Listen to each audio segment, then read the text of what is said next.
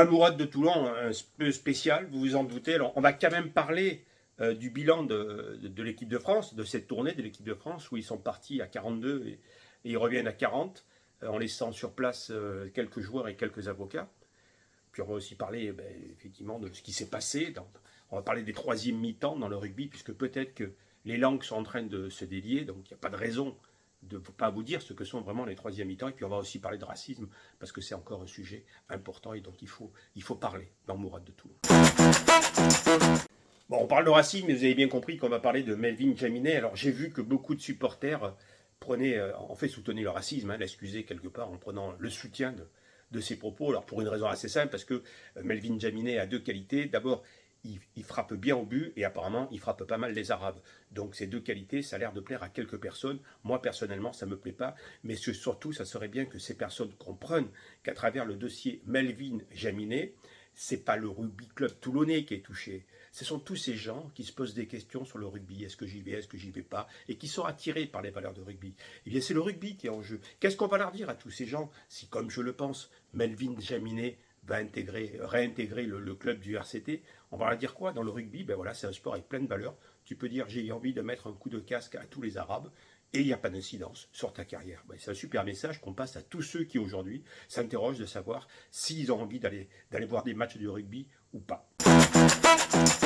Alors moi je vous l'annonce en avant-première, Melvin Jaminet ne sera pas viré du RCT. Rassurez-vous, je peux même vous donner, à mon avis, le sens du communiqué qui sera envoyé. C'est Melvin Jaminet s'est repenti sincèrement, a présenté des excuses et de remords. Donc, par rapport à son attitude, le club a décidé d'une mise à pied, d'une mise à l'épreuve, et puis peut-être qu'on va l'envoyer faire un peu d'éducation à droite à gauche, faire quelques missions d'utilité publique à droite à gauche. Voilà. Et puis il réintégrera l'équipe. Et le message pour le rugby français sera désastreux. Le message pour mettre ses enfants dans les centres de formation, parce qu'il y a des valeurs dans le rugby, sera désastreux. Et la suite de la carrière de Melvin Jaminet, j'ose dire, il a une croix au-dessus de la tête à porter là où il ira. Quoi qu'il fasse, quel que soit le maillot qu'il porte, on verra un mec qui a envie de mettre un coup de casque aux Arabes qu'il croise au hasard dans la rue. En clair, et pour faire court, dans le rugby, si tu es un bon joueur, tu peux dire toutes les saloperies que tu veux, tu ne seras pas viré. Voilà. Et moi, je suis certain que si c'est Dan Bigard qui avait dit « j'ai envie de mettre un coup de casque aux Arabes », Dan Bigard, pour des raisons d'éthique, de morale, ne serait déjà plus joueur du RCT. Voilà, et pour en terminer avec Melvin Jaminet, il n'est bien sûr pas question de le frapper, il n'est pas question d'insulter sa famille, je trouve ça totalement anormal.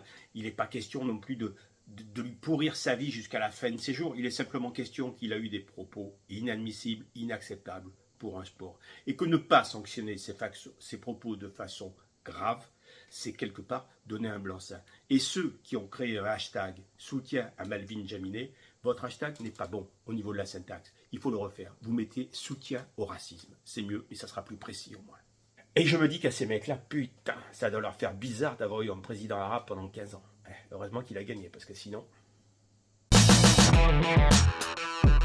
On va maintenant parler des troisièmes mi-temps. Alors, comme les langues ont l'air de se délier, et moi j'ai été président pendant 15 ans, donc j'ai vécu les troisièmes mi-temps. Comment dire? Ce sont les joueurs qui sortent, et comme le chantait Michel Berger, ce sont les princes des villes.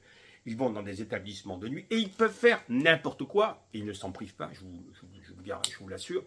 Alors par exemple, ils peuvent mettre la main au cul à une nana, et on va dire c'est pas grave, c'est la troisième mi-temps. Ils peuvent boire comme des trous et faire chier tout le monde. Ah mais c'est pas grave, c'est normal, on excuse, c'est la troisième mi-temps. Ils peuvent partir sans payer. Ah non mais c'est pas grave, c'est normal, c'est la troisième mi-temps. Ils peuvent provoquer des bagarres. Mais non, c'est pas grave, c'est normal, c'est la troisième mi-temps. La troisième mi-temps dans le rugby, ça autorise les pires saloperies, et je vous promets que le nombre de fois où j'ai été appelé le soir par la police pour arranger des histoires de mecs qui avaient trop bu et que finalement on excusait ou on étouffait un peu, parce que c'était pas eux, c'était la troisième mi-temps. Et on a sacralisé la troisième mi-temps, c'est normal, c'est la troisième mi-temps, il faut respecter les traditions. La tradition, c'est pouvoir se bourrer la gueule jusqu'on n'en puisse plus et faire n'importe quoi derrière, en sachant qu'on a un alibi béton, la troisième mi-temps.